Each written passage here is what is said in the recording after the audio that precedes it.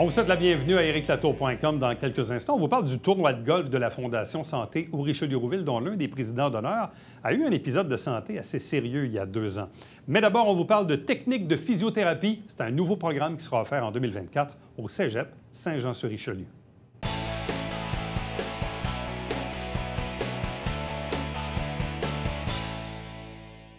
C'est rare dans nos années où on parle de l'arrivée d'un nouveau programme qui est offert dans un cégep, notamment ici sur la Rive-Sud de Montréal, cégep de Saint-Jean-sur-Richelieu, où une annonce très importante qui est arrivée la semaine dernière, soit l'annonce de techniques en physiothérapie.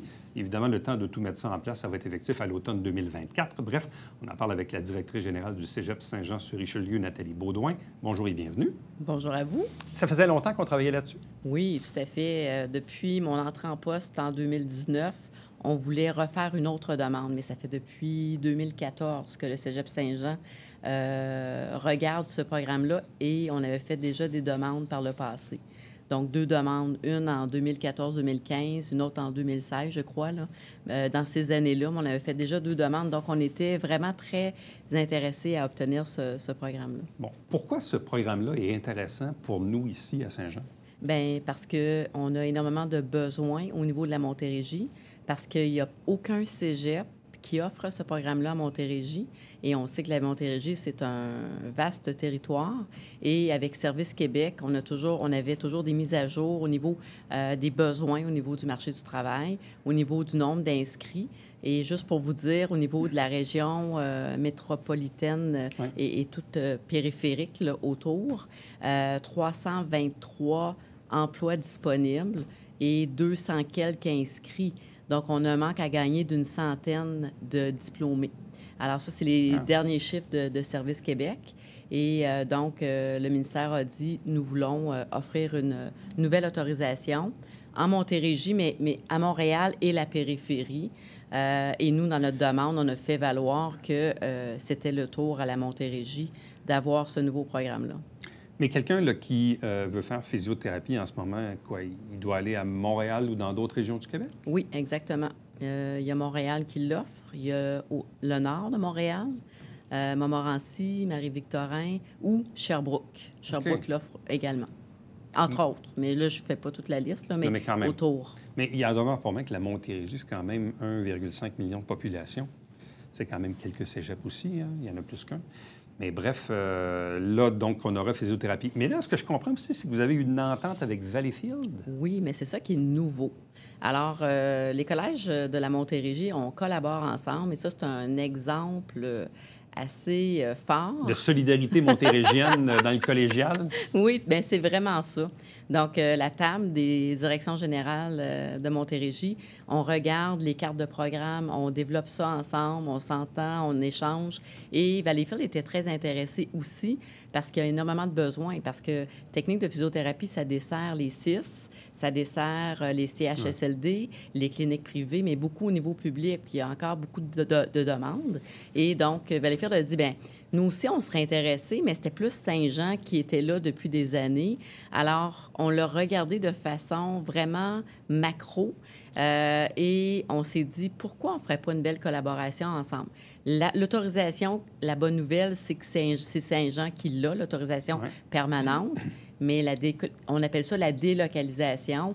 Mais habituellement, dans ce genre d'exemple-là, un collège peut offrir le même programme pendant 10 ans et un autre collège peut faire une demande et c'est le collège qui l'offre qui doit autoriser ou non.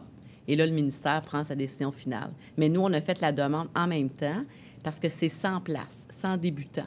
Et à Saint-Jean, on s'est dit 60, on va pouvoir répondre aux besoins. Et Valleyfield a dit avec 40, nous, je pense qu'on va pouvoir aussi répondre aux besoins. Donc, il va être aux 2 places. Oui, tout à fait. Mais officiellement et de façon permanente à Saint-Jean. Donc c'est Saint-Jean qui est le détenteur de l'autorisation permanente. De l'autorisation permanente du ministère de l'Enseignement supérieur pour donner technique de physiothérapie. Tout à fait. Donc, c'est comme si vous aviez un bureau satellite. Oui, on s'est comme entendu que si Saint-Jean l'avait, bien Saint-Jean allait dire oui à Valleyfield déjà d'avance. Et ça, c'est innovant dans le réseau. C'est quoi votre avantage à vous autres à Saint-Jean de faire ça? Bien, notre avantage, c'est que nous, 100 places, c'est peut-être beaucoup pour notre collège. Et si on veut l'avoir à Montérégie, puis on a un vaste territoire, bien là, on se dit, c'est important de collaborer et puis de répondre à nos besoins en Montérégie aussi, donc à Saint-Jean, puis de considérer aussi Valleyfield dans ses besoins. Mais on trouvait que notre offre était pas mal irrésistible. Bon. Une question qui va de soi aussi, parce qu'on sait que le Cégep Saint-Jean est en déficit d'espace depuis longtemps. Vous avez fait des demandes pour de l'agrandissement et tout ça. Bon, ça viendra peut-être un jour, souhaitons-le. Mais là, avec l'arrivée du nouveau programme, avez-vous l'espace requis pour pouvoir offrir le programme et héberger ces futurs étudiants? Mais c'était dans les demandes, parce que quand on fait un dépôt de ce type-là, c'est toute une demande, là. Il faut avoir des lieux de stage, il faut avoir des lettres d'appui avec nos 6, et c'est le cas, là, les 3, centre, est, ouest, et s'assurer qu'on va avoir des stages pour notre formation.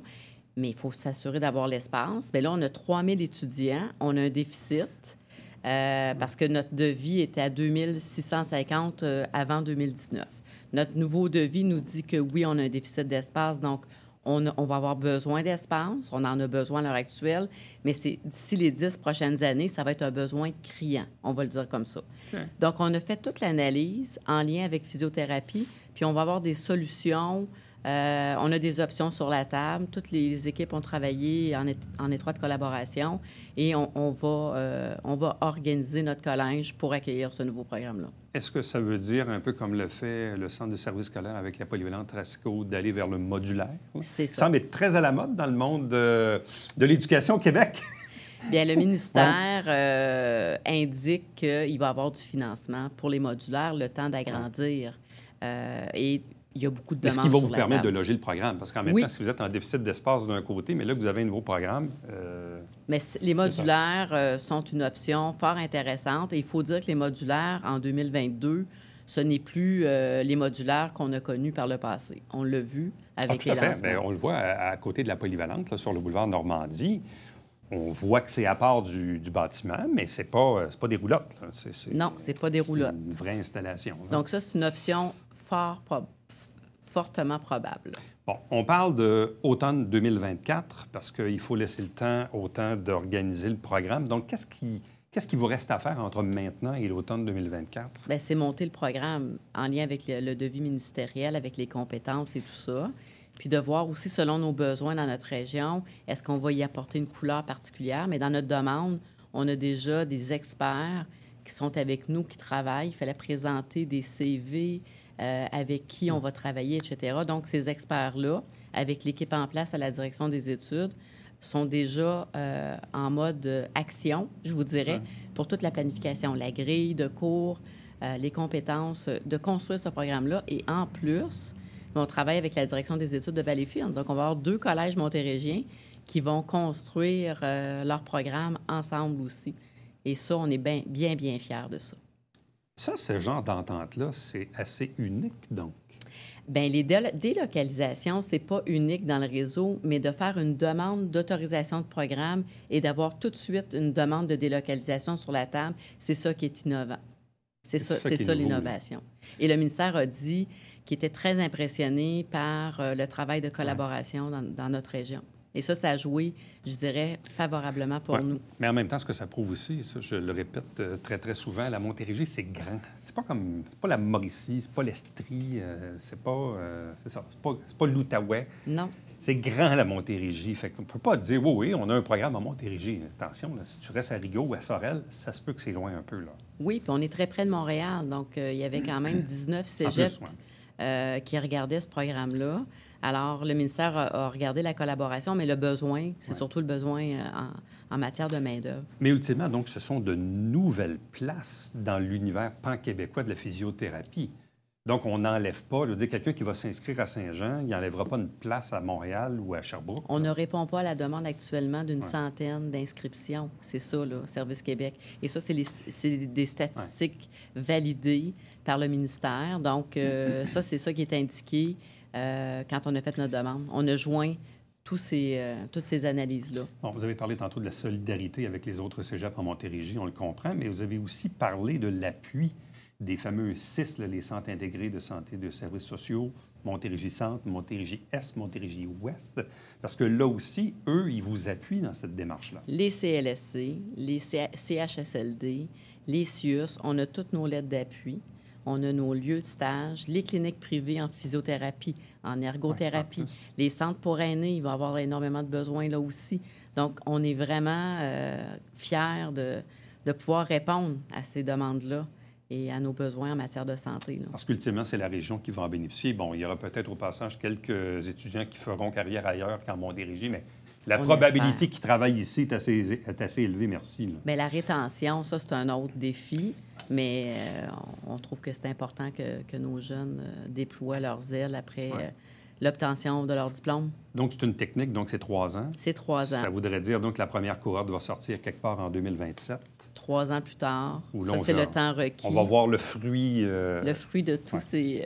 Mais est-ce que ça démontre aussi, puis là, bon, on sait, on a une campagne électorale cet automne, mais disons, on veut rebâtir le réseau de la santé, mais pour ça, il faut embaucher des nouvelles... En fait, il faut former et embaucher de nouveaux médecins, de nouvelles infirmières, de nouveaux physiothérapeutes, et ça ne se fait pas en 6 mois. Donc, il faut être patient dans tout ça. Là. Oui, persévérant, je vous dirais. Pas juste pour nos étudiants. Mais on sent que vous êtes aussi très, très persévérant dans votre projet d'agrandissement. Oh oui, tout à fait. Et effectivement, on a hâte d'avoir des nouvelles. On sait que le PQI, c'est sur 10 années. Donc, ça, c'est quand même du long terme. Là. C'est normal là, qu'on n'ait pas de réponse rapide. Il y a beaucoup de besoins au Québec. Mais on est très confiants. On continue à travailler le dossier à l'heure actuelle. Là. Donc, oui, on va faire preuve de persévérance et on espère avoir des réponses Parce que vous n'avez pas eu de nom. On n'a pas eu de nom. Ah. On nous dit, pas de nom officiel, mais on nous dit que ça peut prendre du temps. Oui. C'est ce qu'on nous dit. Et le gouvernement doit prioriser, oui. Je présume. Mais il y a des collèges qui y travaillent depuis 8 années. Nous, on est quand même... C'est très récent là, que Saint-Jean fasse des demandes dans ce sens-là. Donc, quand je regarde dans des autres collèges qui débordent plus que nous... Mais il y en a qui sont plus mal pris que Saint-Jean. Là. Ça, bien, c'est la réalité. Bien, c'est ça, exactement. Mais nous, on le sait qu'on s'en va vers 3600 étudiants en 2029. Alors, on essaie de préparer et de planifier. 2029, c'est presque demain. Hein? Oui, donc c'est pour ça, là. Je comprends. Donc, bravo. Donc, nouvelle technique de physiothérapie. C'est un nouveau programme qui va s'installer au Cégep Saint-Jean-sur-Richelieu, donc effectif à partir de la session de l'automne 2024 et en partenariat avec le Cégep de Valleyfield, comme on vous l'a expliqué. Merci beaucoup. Bonne chance. Merci. Restez avec nous. On vous revient après ceci.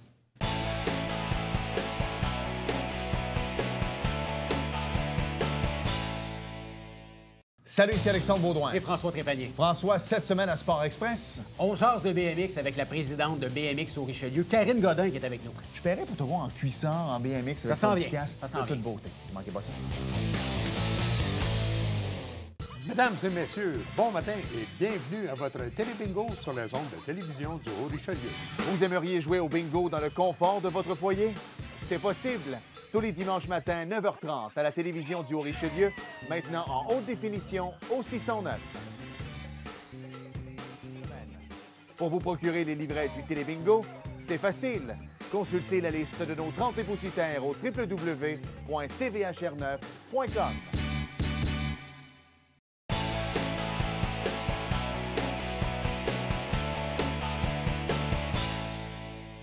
L'été sera officiellement lancé dans quelques jours. Il y a plusieurs activités durant l'été, notamment quelques tournois de golf et le traditionnel tournoi de golf de la Fondation Santé au Richelieu-Rouville. On n'en parle pas ici aujourd'hui pour vendre des billets parce que semble-t-il qu'ils sont déjà tous vendus. Par contre, ça nous permet de faire rayonner la Fondation, l'événement, de même que leur président d'honneur, ou à tout le moins l'un des deux qui est avec nous ici aujourd'hui. Deux invités pour en parler. D'abord, Julie Coupal, qui est la directrice générale de la Fondation. Bonjour. Bonjour, Éric. Accompagnée de l'un des présidents d'honneur, M. Jesse Duval. Bonjour et bienvenue. Salut, Éric. Salut. Tout d'abord, Julie, donc c'est vrai, tous les billets sont vendus? Tous les billets sont vendus sans avoir eu à faire de promotion. Il faut dire que, bon, quelqu'un qui fait beaucoup de bouche à oreille dans la ville, puis le comité organisateur a travaillé fort. Fait qu'on a juste comme envoyé les invitations, ça s'est tout vendu. À quoi on attribue ce succès aussi rapide? Parce que d'autres organisations, bon, puis il y a eu la COVID aussi, quoique les tournois de golf, la plupart sont restés. Pas tous, mais en tout cas la plupart. Bien, je ne veux pas envoyer toutes les fleurs à Jessie et Claude, mais c'est beaucoup en raison, je pense, de notre formule qu'on a commencé l'année passée avec Luc Saint-Cyr puis Régent Roy, de mettre des présidents d'honneur sur le comité organisateur. Je pense que Ça l'a aidé. c'est une bonne formule, oui. Bon. L'autre président d'honneur, il s'agit de... Claude Sarrazin, de Formica. Et pourquoi Claude Sarrazin et Jessie Duval cette année?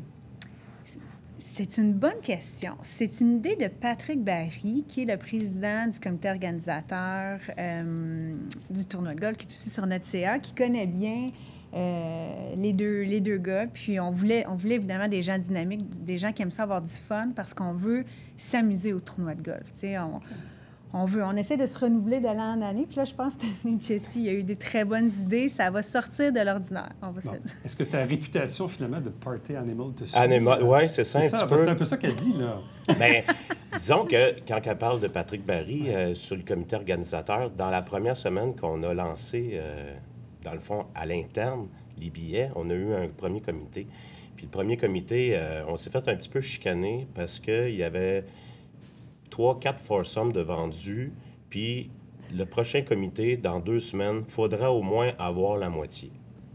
Fait que là, je me suis dit, on n'a pas travaillé fort, il faudrait se donner un peu plus. Fait que j'appelle Claude Sarrazin, je lui dis, on s'est fait brasser un petit peu. Il dit, ouais. Fait qu'à ce moment-là, il y a victime du succès, c'est qu'il y a eu le tournoi des maîtres, le 7 au 10 avril. Puis le tournoi des maîtres, j'avais jamais vu autant de gens me parler du tournoi des maîtres parce qu'il mouillait, il faisait pas beau, tout le monde était devant les écrans cette fin de semaine-là.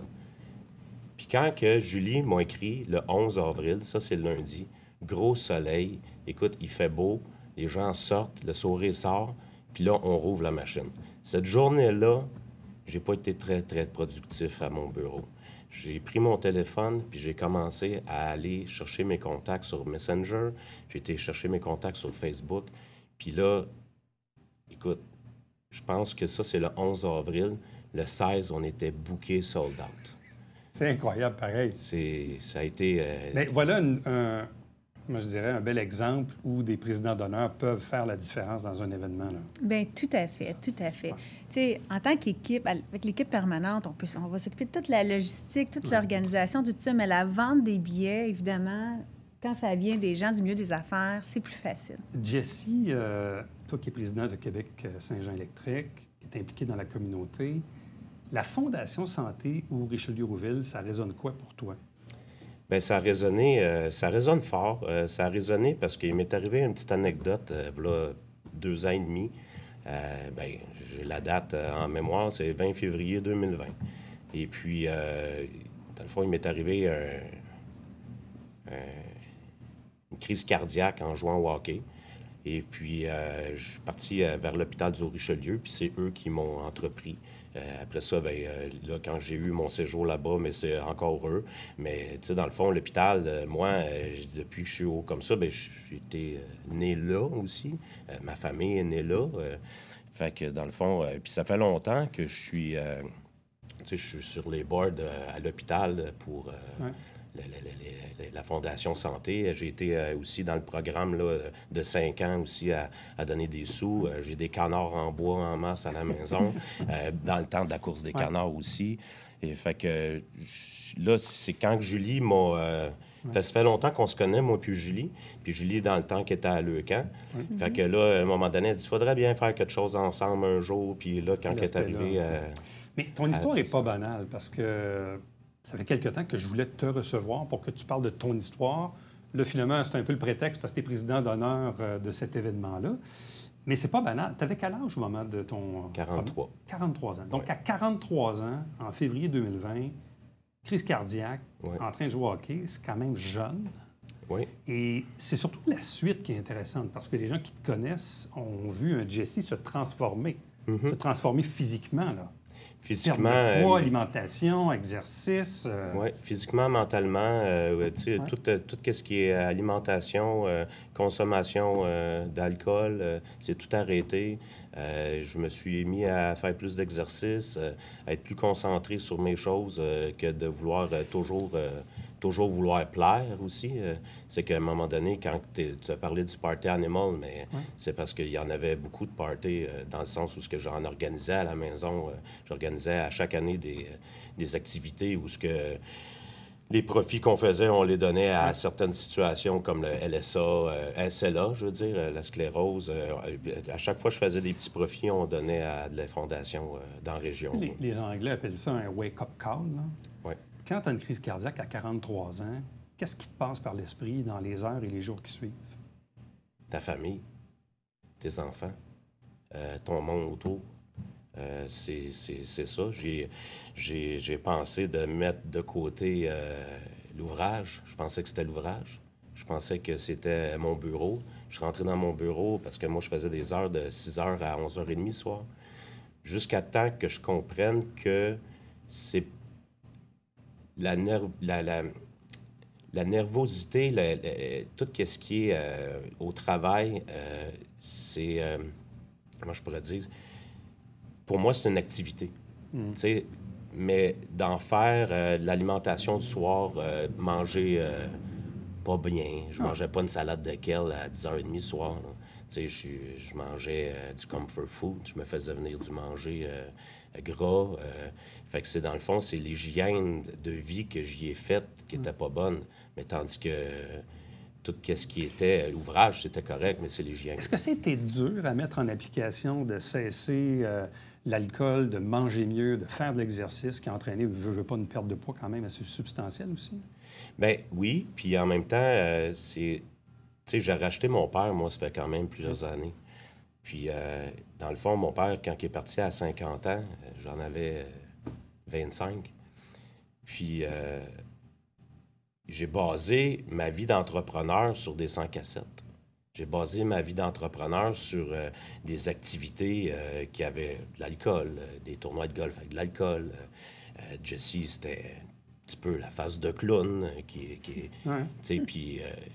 fait que le petit côté... le côté extraverti venait un peu, des fois, par l'alcool. Puis à un moment donné, je me suis rendu compte, sans alcool, je devenais intravesti. Puis ça, j'ai eu peur. Parce que là-dedans, dans l'intravesti, oublie pas qu'il y a la COVID, fait qu'on est tous à cabaner. Fait que, dans le fond, c'est là, c'est quand Julie m'a approché, j'étais un petit peu nerveux. Puis quand elle nous a approchés, moi puis Claude, on était au tournoi de golf l'année passée. Et puis là, il y avait un 5 à 7. Les gens étaient arrosés. Là, les gens me parlaient, puis c'était une de mes premières activités. Parce que sinon, je n'avais pas sorti. Fait que j'ai plié du genou. J'ai eu de la misère. Ah ouais? Fait que, ça a pris mon petit change, mais par après, là, tranquillement... Mais physiquement, tu te sens comment aujourd'hui? Très bien. Oui, très bien. Très là. Mes enfants, ils n'ont jamais vu un papa aussi présent. Mes employés aussi, ils voient comment est-ce que je suis. Tu sais, au bureau, je suis moins sénère, je suis moins à pic. Même les clients, tout le monde. Fait que, tu sais, ça... Puis quand tu es rentré à l'hôpital, ils t'ont bien pris en charge quand c'est arrivé, cet Ils épisode-là? m'ont même appelé par mon petit nom. OK. C'était déjà connu. Oui, déjà là, parce qu'il y avait plusieurs infirmiers et infirmières que je connaissais sur les étages. Tu as dû bien écouter les conseils du médecin aussi? Oui, quand même. Il était très strict avec moi. Donc, c'est la preuve que l'hôpital peut nous aider quand on est dans le pétrin et qu'on peut verser aussi dans la prévention, comme ce que tu fais depuis maintenant. Ouais. Donc, ça cadre en tout point avec le discours de la Fondation. Bien, tout à fait, tout à fait. On est très fiers. Puis, tu sais, peu importe si cet épisode-là aurait eu lieu dans la vie de Jesse ou non, il était déjà super engagé, mais là, envers l'ensemble des causes, mais là, ça fait encore plus de sens, tu sais. Ouais. Ça donne du sens à l'action, dans le fond. Oui. Parce que là, maintenant, quand on regarde les activités de la Fondation Santé, oui, tu y contribuais avant. Le fait d'avoir connu un épisode de santé, bref, ça nous colle davantage. Bien, j'étais collé avec la Fondation, mais passivement. Tu sais, je donnais des sous, mais c'était passif. Là, maintenant, je suis plus présent. Là, je suis présent avec elle. Puis elle peut te le dire. J'y écris des emails à minuit le soir, des fois avec des idées.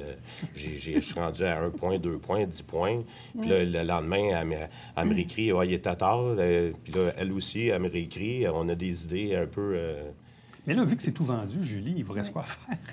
Bien, Jesse, il y a plein d'idées, évidemment. Pour la journée. Pour lever. Oui, toutes sortes. On va faire un tirage vraiment funky. Là. On ne peut pas dévoiler les détails. Bien, ce gros tirage-là, c'est immense. Moi, je pensais pas que le comité était pour embarquer là-dedans. Puis juste un petit in comme ça, ça nous a pris Transport Canada. pour À ce pouvoir... point-là? Oui, ça a pris Transport Canada pour être capable d'avoir cette activité-là. Donc, ceux qui ont le privilège d'y assister, donc le 15 août au Pine Grove, là, les 144 joueurs, hein, c'est ça? Ouais. 160, 160. on a ouvert Ben, oui. 4 foursomes. Oh boy, OK, vous avez tiré ça. Bien, en fait, ce Ouais. qui s'est passé, ce qu'on s'est rendu compte, c'est que ça s'est vendu tellement vite, avec aussi un nouveau réseau, tu sais, de gens qui, Ouais. bon, c'est peut-être la première fois qu'ils Ouais. participent. Plusieurs de nos habitués n'avaient pas eu le temps aussi d'acheter leur quotidien. On a des vieux commanditaires un aussi heureux qui problème. étaient là puis qui n'ont pas pu avoir de foursome par rapport à la commandite qu'ils donnaient. Fait que dans le fond, mon foursome personnel, je l'ai remis sur la table parce que sinon, c'est ça. L'an dernier, on a ramassé combien avec le golf? On a annoncé là, un peu plus de 110 000 110 000. Donc, Et on fait quoi avec ces argents-là je qu'on m'en récolte souviens. au golf? 112 500. 112 000! Oui, 112 500. Je m'en souviens parce que ça m'a resté J'ai dit, marqué. il faut qu'on ait Donc- plus que ça cette année, c'est ça? c'est ça. Mais on fait quoi avec ces sous-là, avec le golf? Bon, notre campagne annuelle cette année, elle est très ambitieuse. On s'est engagé à 1,7 million de dollars dans différents projets. Les projets qu'on met de l'avant au golf, ça touche beaucoup tout ce qui concerne le cancer chez la femme. Donc, on achète 2 gros appareils, un appareil de biopsie mammaire, un appareil d'imagerie pour les biopsies mammaires et les spécimens, ce qui va faire que les femmes vont être prises vont être pris en charge plus efficacement, puis évidemment près de chez elles. Et aussi, on achète une machine de tatouage des aréoles. Donc, c'est une partie importante du processus chez la femme. Et on a une médecin, Dr. Amélie Bourget, qui pratique à l'hôpital, qui a pris une formation spéciale pour pouvoir faire ces tatouages-là. Donc, on est super content d'acheter cet appareil-là pour nos femmes ici. À vous deux, merci beaucoup. Bonne chance, bon été et bon tournoi. Merci. Restez avec nous. On vous revient après ceci.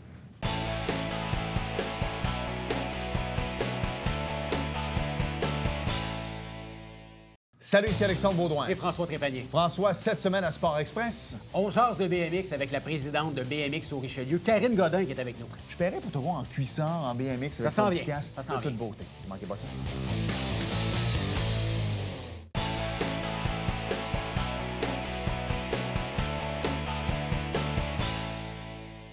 On a procédé au lancement de la programmation d'un été chaud 2022 dimanche dernier avec Maëva, la Johannaise, Bill Boquet, un groupe qui était également sur place. Mais il y a toute une série de spectacles présentés tout au cours de l'été. Donc, tout simplement, pour connaître un peu l'état de la programmation, allez tout simplement sur www.unetéchaud.com. À demain. Bye bye.